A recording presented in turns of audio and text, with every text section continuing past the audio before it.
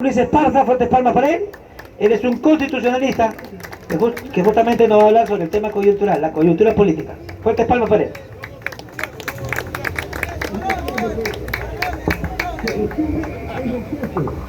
Hola, buenas noches a todos. Mi nombre es Luis Esparza. Es la segunda vez que participo de esta invitación del Ágora de la Plaza San Martín. Con mucho gusto. Soy de Bagua de Amazonas, especializándome en Derecho Constitucional siempre. Y en este caso, previendo una parte importante de lo que está pasando en el país, es que he decidido apersonarme aquí a Lima en este momento, ¿no? Estoy haciendo una tesis de maestría que voy a sustentar a final del primer semestre de este año, y va a ir en una dirección muy parecida al respecto. Como ustedes ya saben de mi primera participación hace unos meses atrás, creo que a final del año pasado, fui uno de los invitados por Aníbal Torres para escribir el proyecto de ley que incorpora a la Asamblea Constituyente a la Constitución del 93 como un mecanismo de reforma constitucional parcial explícita de ese mecanismo en la Constitución.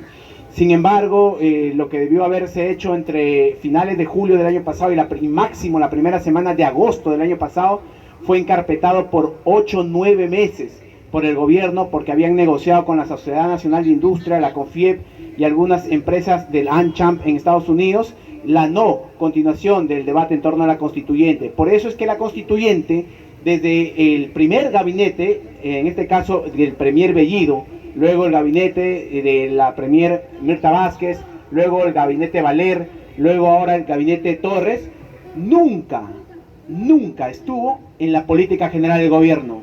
¿Cómo es posible que un gobierno electo en segunda vuelta por el voto democrático de la gente que luchó y derrotó a los poderes fácticos, a la extrema derecha que había comprado la radio, la televisión, los paneles publicitarios, el internet y todo, cómo es posible que un gobierno elegido del voto popular, de la soberanía popular, no coloque su principal bandera de cambio que le llevó al triunfo dentro de la política general con la que va a ejercer su gobierno?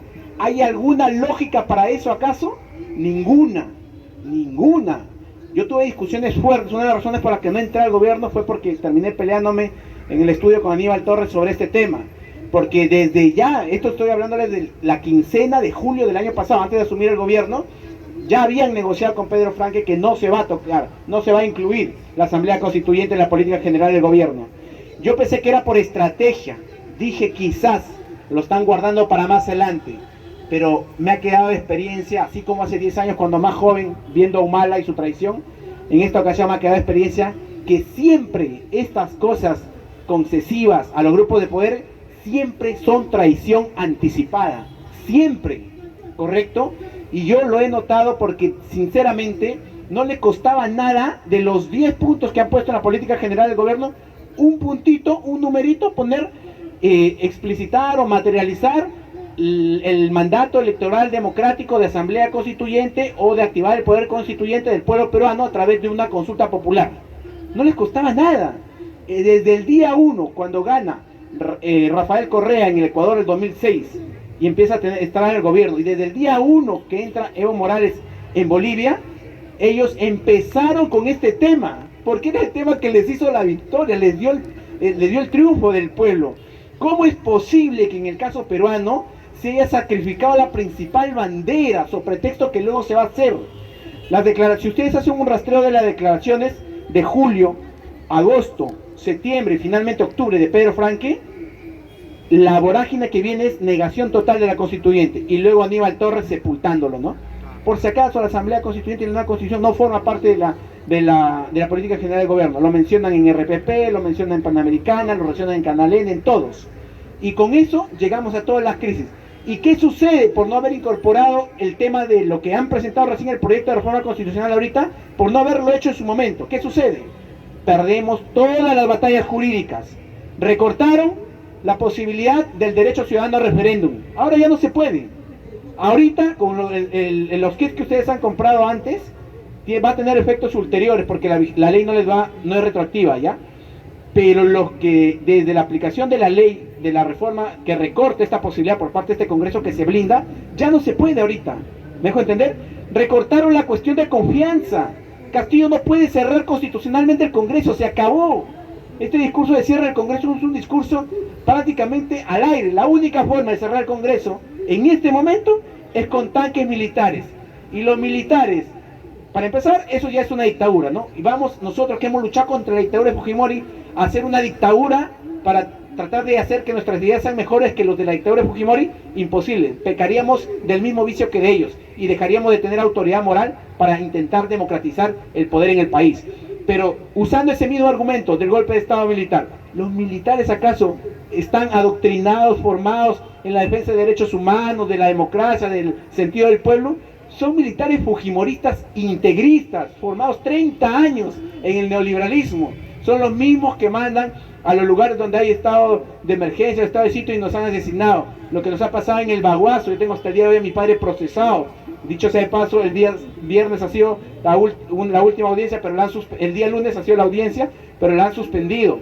Hasta ahorita, imagínense, desde 2009, son 13 años con un caso injusto de gente que no necesita estar procesada, pero procesados hasta ahora.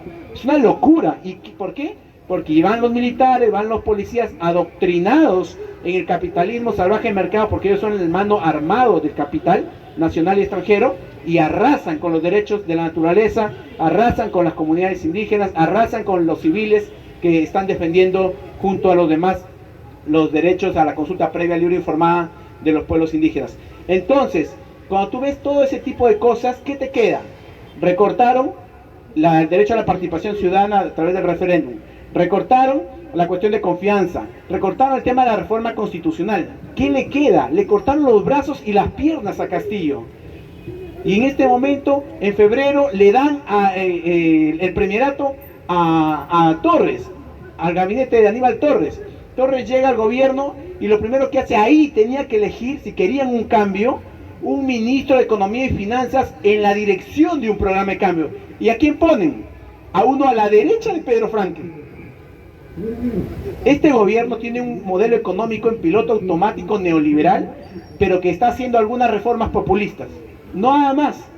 Entonces es un gobierno neoliberal populista.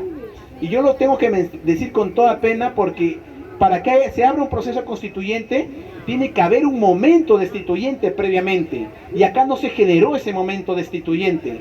Correcto, eso es un error. Cuando en el caso de Ecuador y Bolivia se va a lanzar la gente a activar el poder constituyente, tú tenías no solo a la gente del gobierno armando lo que a él le habían dicho, ágoras en todo Bolivia o en todo Ecuador. Tenías a la gente activando un sujeto popular constituyente, que va a ser el que va a redactar la carta, la nueva constitución. ¿Y acá qué pasó? Todos se preocuparon en entrar al Estado, al entrar al ministerio, en tener un carguito, en tener un puestito. Le empezaron a perdonar todas las tropelías, todas las mediocridades, todas las insensateces, todas las concesiones a la derecha. Y en un momento determinado abrimos los ojos y Pedro Castillo está sostenido por ¿quién ahorita? Por Somos Perú, por Alianza para el Progreso, por las izquierdas que están ahorita autodivididas, por casi todas las derechas, salvo la extrema derecha. Si a Pedro Castillo no lo han vacado, no es porque el Congreso sea golpista y lo quiere vacar, no, es porque el Congreso sostiene a Pedro Castillo en este momento. ¿Por qué? Porque entre todos, a pesar que la gente está sufriendo dentro del interior del país y la gente quiere constituyente y quiere cambio, acá en Lima no han estado a la altura de esas circunstancias, y eso le duele. A mí en lo personal me da bronca, de veras me siento no solo desilusionado, sino me da mucha, o sea, trato de convertir esta decepción en fuego para poder tratar de generar un momento destituyente con más gente. No es lógico que seamos mayoría y estemos pasivos frente a lo que está pasando. Tiene que haber una respuesta ciudadana. Los chilenos, los brasileños, los ecuatorianos, los bolivianos no van a venir a hacer el proceso constituyente en Perú. Solo lo vamos a hacer peruanas y peruanos, y eso tiene que decirse con toda rotundidad y claridad. Si no somos nosotros, ¿quiénes? Si no es ahora, ¿cuándo? Siempre tenemos el argumento de que nos dicen: no es el momento constituyente, ahora no es el momento constituyente. Sí, hermana, hermano, qué gusto escucharte repetir lo que hace 20 años desde que estoy en primaria y secundaria vengo escuchando, que nunca es el momento constituyente para esta patria que se cae a pedazos. Lugares donde ni siquiera hay servicios de salud, escuelas hasta malísimas. Todos esos problemas estructurales no es solamente cambiando gestores, poniendo gente con maestría y doctorado en el Estado, porque ya ha habido gente con maestría y doctorado en el Estado y hemos llegado a esta situación.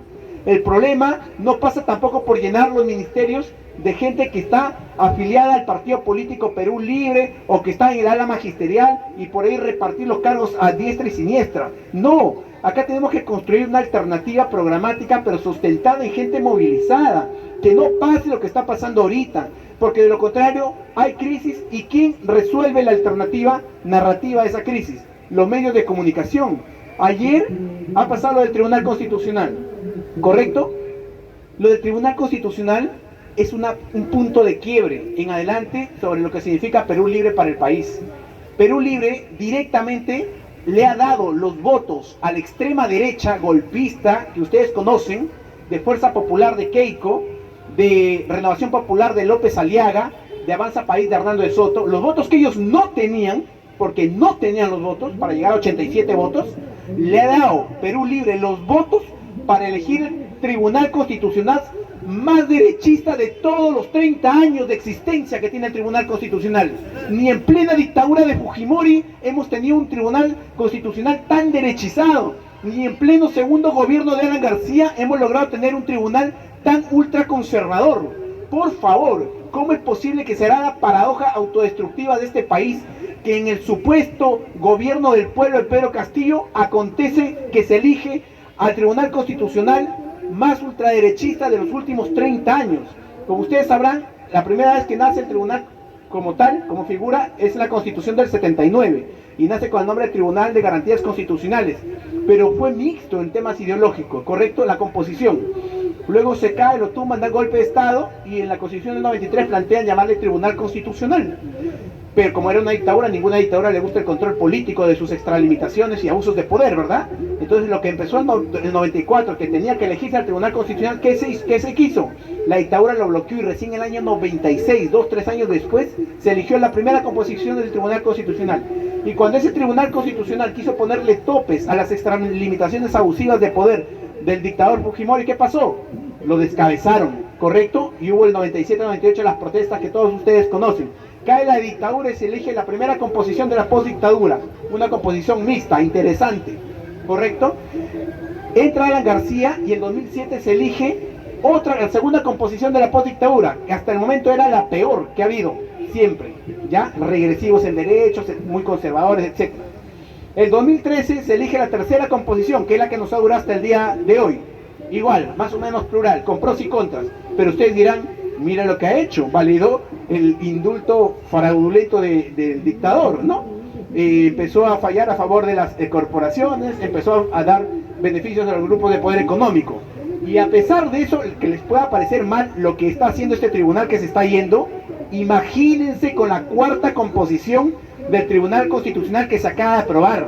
Está a la derecha de ahorita, y está más a la derecha que el de Alan García. Estamos hablando de personas ligadas orgánicamente al Opus Dei. ¿Dónde van a quedar los derechos de la libertad?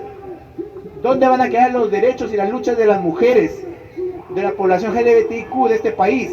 ¿Dónde van a quedar los derechos de la naturaleza, de los pueblos indígenas? Si ya el tribunal que se está yendo negó que el derecho a la consulta previa, libre e informada de los pueblos indígenas sea un derecho fundamental, esa racionalidad ahorita acaba de llegar en mayoría al Tribunal Constitucional. Lo que se viene es brutal, y además los que han llegado también están en contra de la constituyente. Todos vienen de la posición conservadora de que aquí todo tiene que pasar por el visto bueno previo del Congreso, y si no pasa por el visto bueno previo del Congreso, entonces no existe. ¿Perdón? Cuando el poder constituyente, por definición, está subordinado al poder constituido. Díganme en qué país del mundo, en qué práctica constituyente, la consulta popular directa que a un pueblo soberano, cualquiera sea este, se subordina al visto bueno previo del poder constituido que está siendo objetado por ese pueblo soberano. En ningún lugar.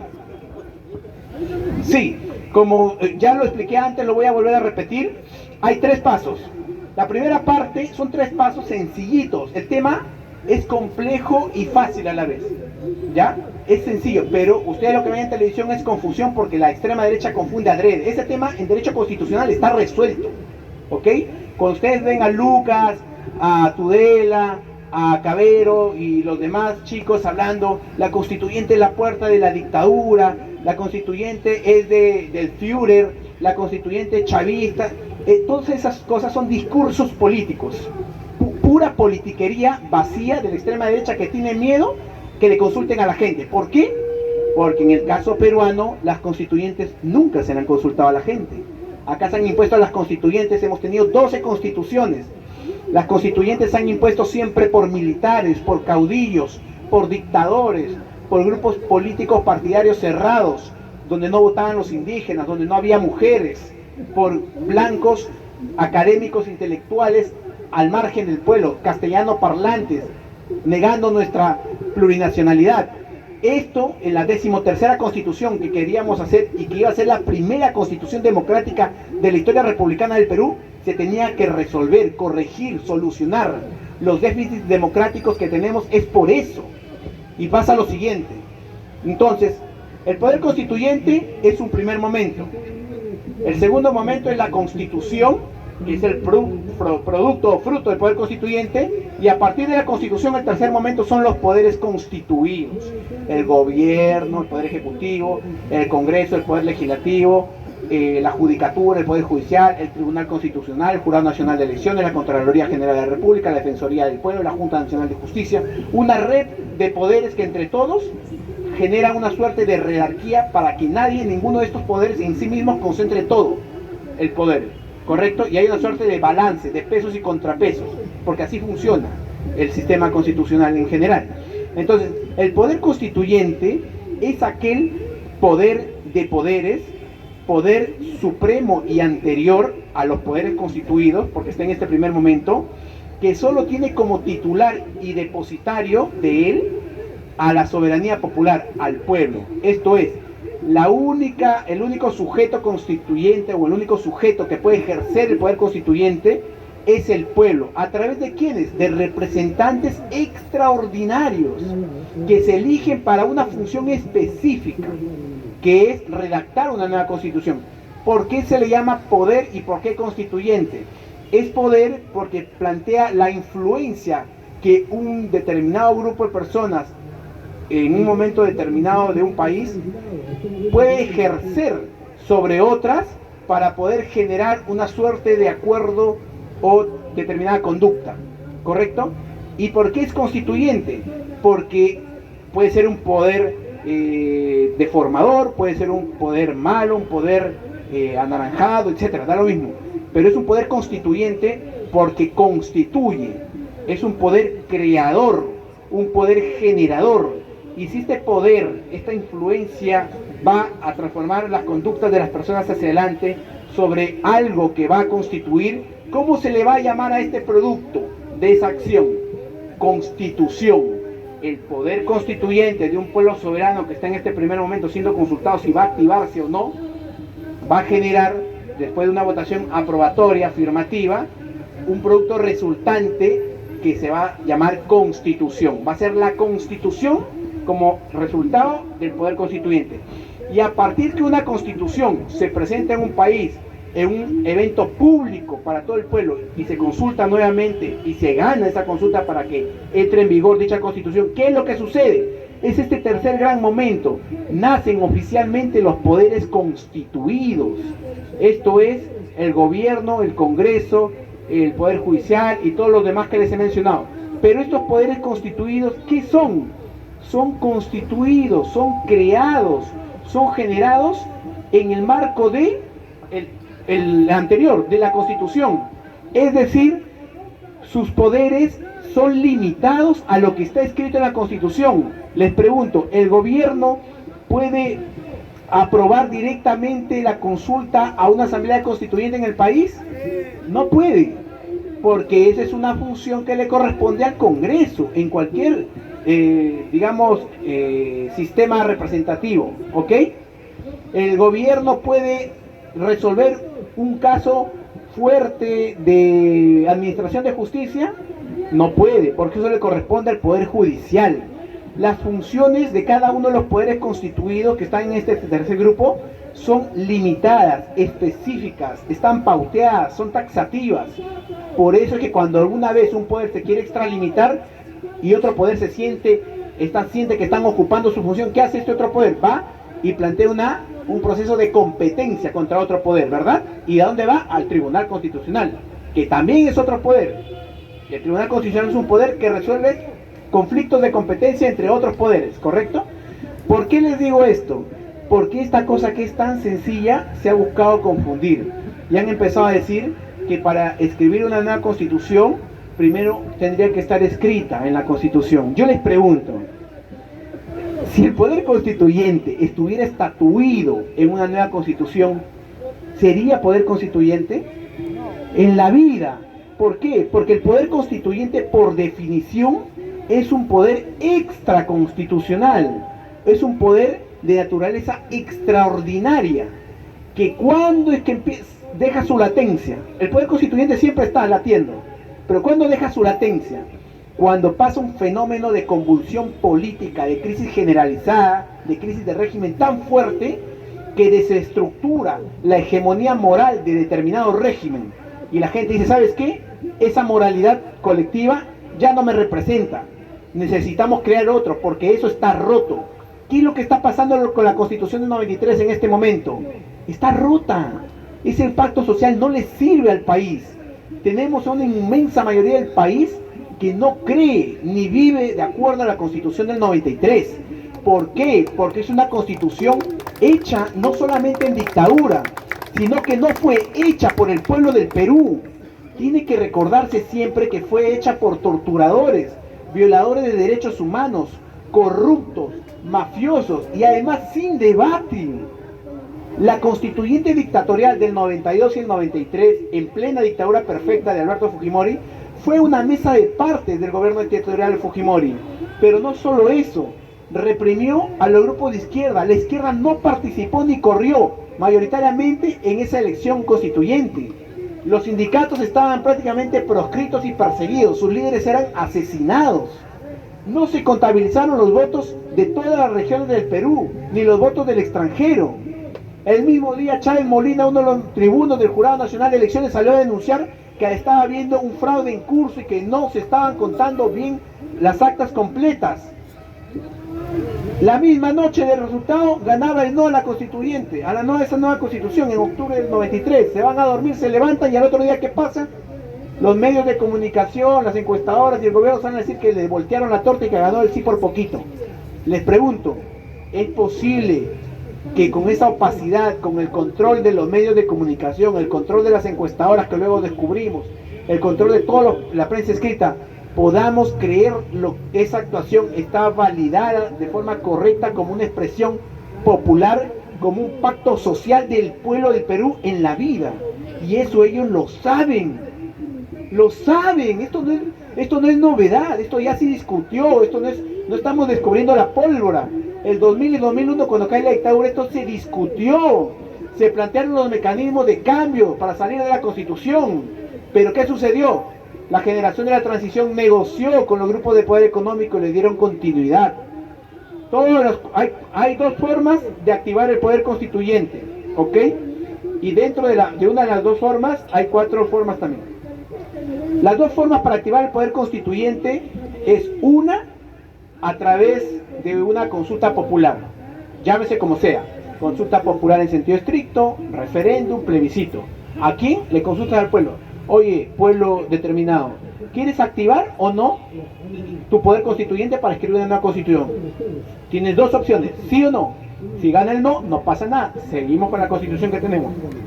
Pero si gana el sí, se tiene que obedecer al pueblo, porque el poder del Estado emana del pueblo. ¿Ok? La voz del pueblo es la voz de Dios en ese sentido estricto. Ese es un mecanismo de activación del poder constituyente. Es de la vía institucional, vamos a poder decirlo así. La otra es la vía insurreccional, revolucionaria, armada. En se hace una revolución armada, se impone un contexto de crisis total del Estado y se plantea una suerte de cambio de régimen por la fuerza, en este caso violenta, ¿no? Eso en este momento, ¿alguien lo ha planteado? Nadie lo ha planteado. Y da bronca porque los hijos de la dictadura de Fujimori, Lucas Yersi, Cabero, Tudela, que han tenido los padres prácticamente paridos por la dictadura, beneficiados por la dictadura, una dictadura que activó el poder constituyente militar, entre comillas, vengan a acusarnos a los que planteamos una consulta por la vida misma. ¿Qué más democrático que una consulta? Vienen a acusarnos a la gente de que estamos a favor de una consulta. ¿De dictadores? ¿Autoritarios? Háganme la vida, por favor. Basadre decía que en este país están los inundados, los incendiados y los podridos. Bueno, esta es la extrema derecha del Perú. Son incendiados porque tienen un discurso incendiario que no corresponde a la realidad. Son inundados porque viven básicamente en los pantanos de sus privilegios. Y son los podridos porque pudren las palabras en su función de sus granjerías, de sus apetitos, de sus puros privilegios. Por eso es que son capaces de torcer las palabras, corromper los significados, manosear los significantes, no les interesa nada. Si por ellos fuera, tendría que haber un altar para Alberto Fujimori como el gran demócrata de este país, y tendría prácticamente que estar en la cárcel como terrorista Nelson Mandela.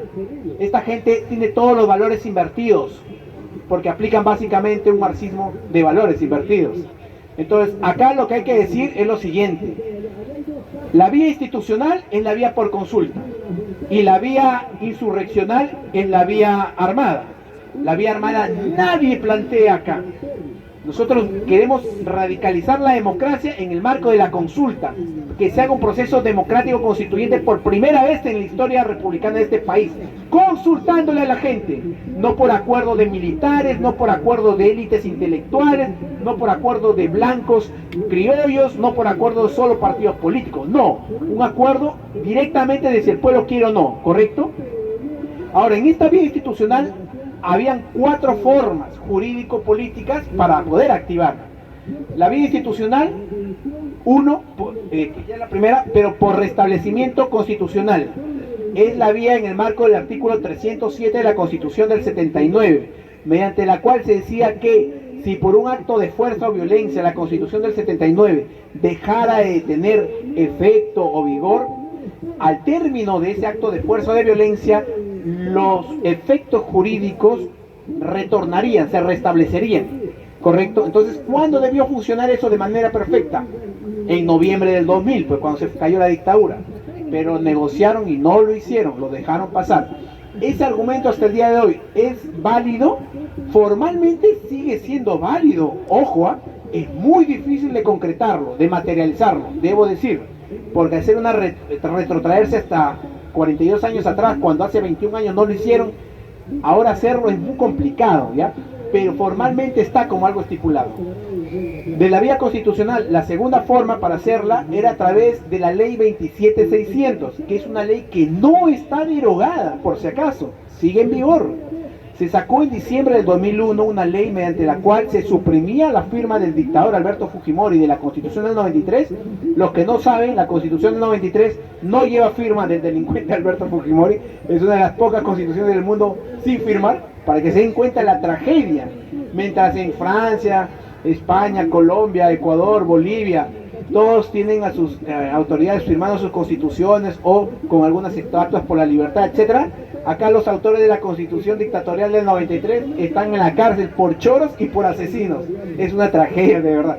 Bueno, les decía, esta segunda forma es la ley 27600, elimina la firma del dictador y además le da un mandato, una orden a la Comisión de Constitución de ese momento, que sea esta quien escriba un proyecto de nueva constitución que luego va a ser discutido en el pleno y votado en el pleno y finalmente ratificado mediante referéndum, o sea, siguiendo la lógica de reforma de la constitución de la propia constitución del 93.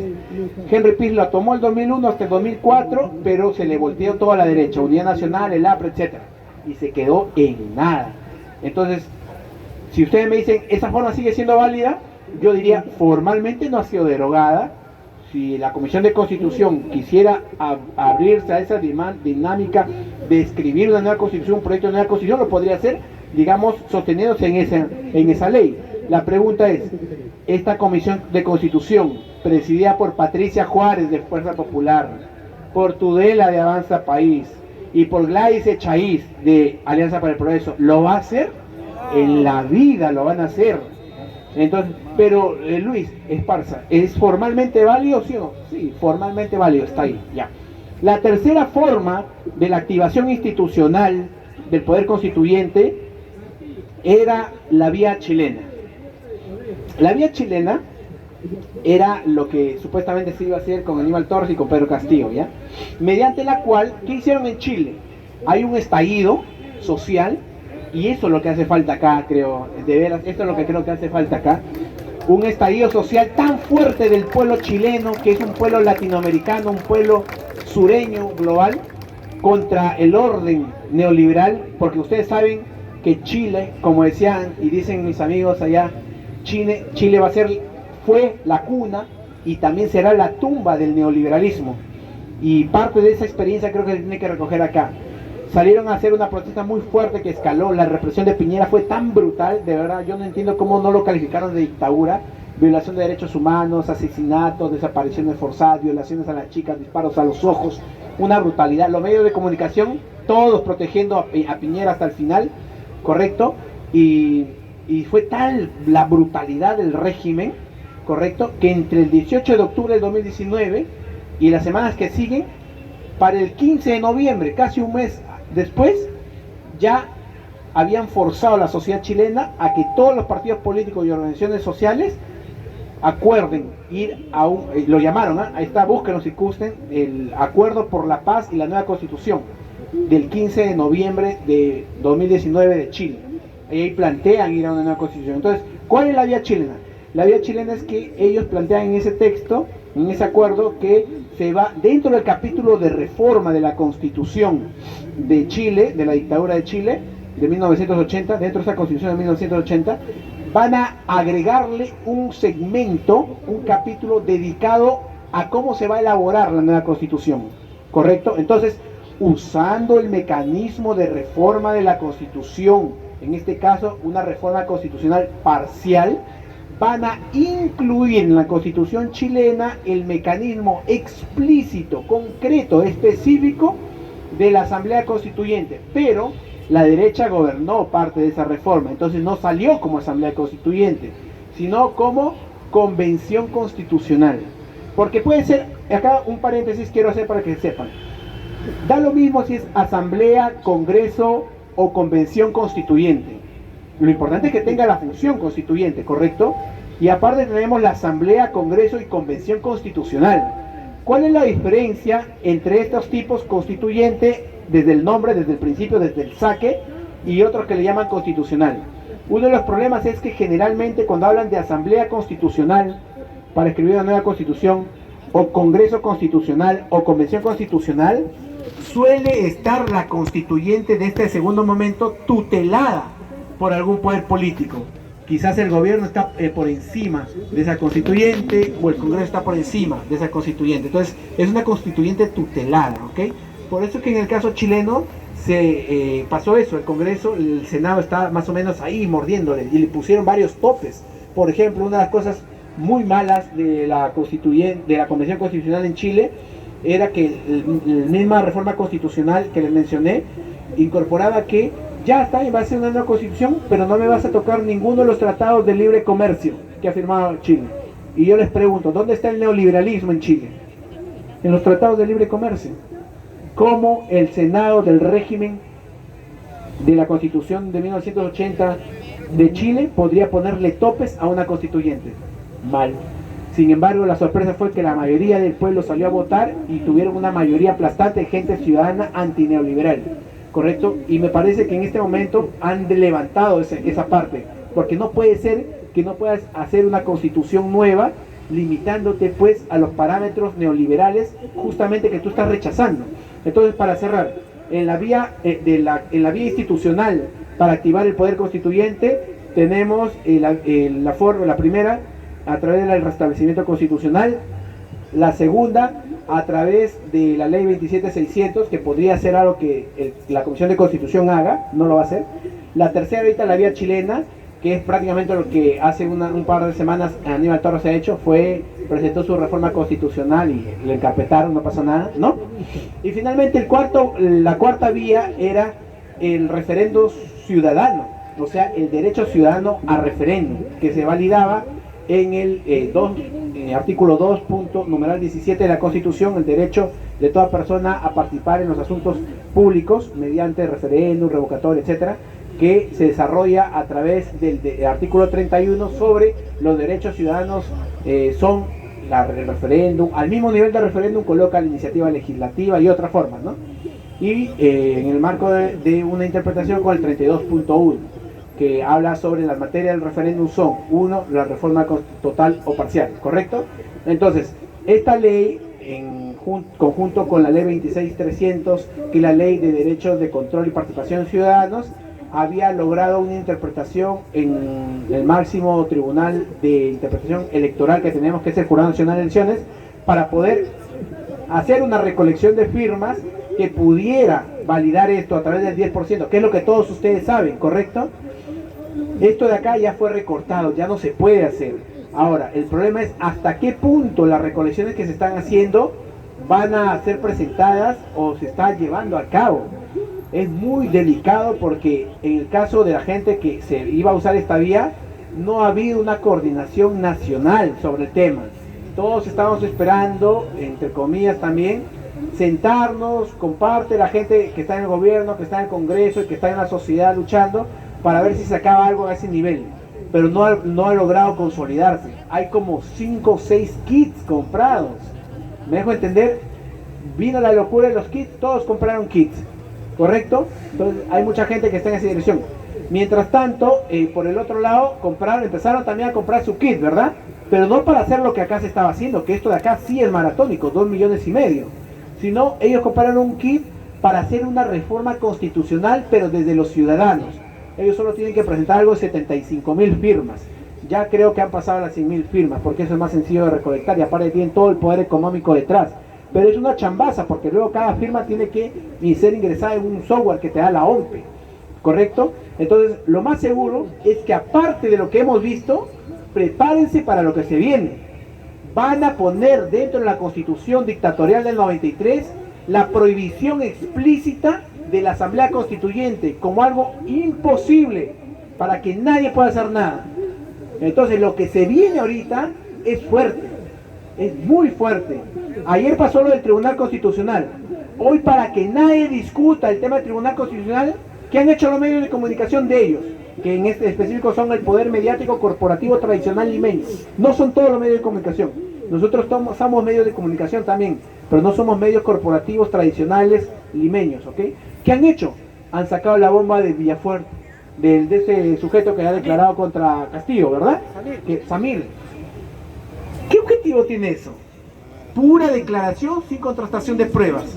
El objetivo es distraer, para dejar sentado, sepultado, consolidado, oleado. ¿Qué cosa? La elección del Tribunal Constitucional. ¿Alguien el día de hoy debatió sobre el Tribunal Constitucional? Solo una parte importante de nosotros. Pero en los medios, no. Todititos han cerrado a favor del nuevo Tribunal Constitucional. Entonces, en adelante, ¿qué es lo que corresponde? Yo pienso que tener la claridad en lo siguiente. El primer momento, el poder constituyente le corresponde al pueblo. Esta consulta que le tiene que hacer al pueblo, si no va a ser lograda por medios institucionales, que es lo que se está buscando, ¿qué le queda al pueblo peruano? Igual que al pueblo chileno, la calle, la protesta social callejera destituyente. Tiene que existir una protesta social destituyente. Quiero que me entiendan bien. No existe momento constituyente sin previo momento destituyente. ¿Qué es el momento destituyente? Es aquel momento mediante el cual la población, a nivel de varias zonas territoriales, exige deponer de sus cargos a las autoridades en el Poder Ejecutivo. Que se vaya Castillo, no estuvo a la altura de la circunstancia. Del Congreso, que se vayan los congresistas por corruptos, golpistas y todo lo que ya sabemos. Y elegir que haya nuevas elecciones generales, puede ser una vía, o elegir que suceda este acuerdo, lo que pasó en Chile. En Chile no fueron a elecciones, por ejemplo, pero forzaron a todos los políticos a que se haga ese acuerdo, ¿correcto? Puede hacerse, pero necesitamos tener un hilamiento, necesitamos tener Ahora, en el caso, si se fuera el caso de Castillo, va a entrar Boluarte, por ejemplo. Boluarte no es trigo limpio, no es de confiar, ya lo sabemos. Boluarte va a soportar siquiera un mes en el cargo, va a renunciar, o en el peor de los escenarios va a intentar pactar con la derecha